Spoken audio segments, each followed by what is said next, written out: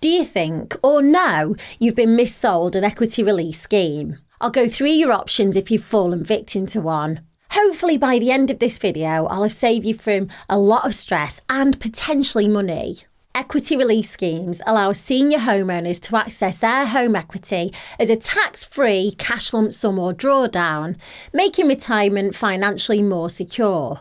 But the problem is, missold equity release occurs when a homeowner is wrongfully talked into an equity release plan without proper explanation of costs, alternatives, and implications. To be eligible for an equity release plan, you must own a home with a minimum value of around 70 grand and meet the lender's minimum age requirement set somewhere between 55 and 65.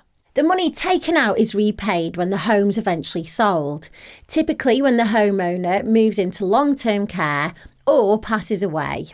The most common form of equity release is a lifetime mortgage, where you take out some of your home equity, typically capped at 60% of your equity, and the interest rolls up, adding to the total of the debt. There's also an enhanced equity release mortgage for those with a shorter life expectancy, and a home reversion plan, which doesn't charge any interest but requires giving up a greater percentage of the property's future sale proceeds. Now, the biggest pitfall of equity release is not taking the time to understand what's involved, including getting appropriate, independent financial advice. You should reveal all of your future plans to your advisor during the consultation. For example, if you've got plans to downsize, to avoid early repayment costs and expensive mistakes. Mis-selling is a problem across the financial industry, and the equity release niche is not exempt. Common signs of mis-selling include not explaining interest charges, fees, inheritance tax implications, or recommending the wrong plan. For instance, a financial advisor might suggest a client to release equity despite having enough savings without fully explaining the total cost of equity release. But here's the good news. You can claim compensation against missold equity release schemes.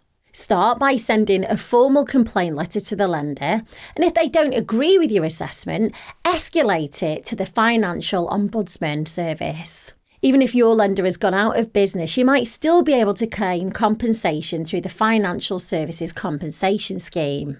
It's possible to sell your home and move or downsize if you've taken out an equity release mortgage or home reversion plan. However, you may need to pay off some of your equity release scheme in the process, which can trigger early repayment fees, but a downsizing clause in your original agreement can help you avoid these charges. Always remember a lifetime mortgage, the most popular form of equity release, is a loan secured against your property. Equity release will reduce the value of your estate and may affect your entitlement to means-tested benefits. So think carefully before securing a loan against your home. Make sure that you work with an advisor who specialises in equity release and choose lenders who are part of the Equity Release Council to avoid any pitfalls. If you're interested in seeing if you could release equity, simply click the link below and fill out the short form.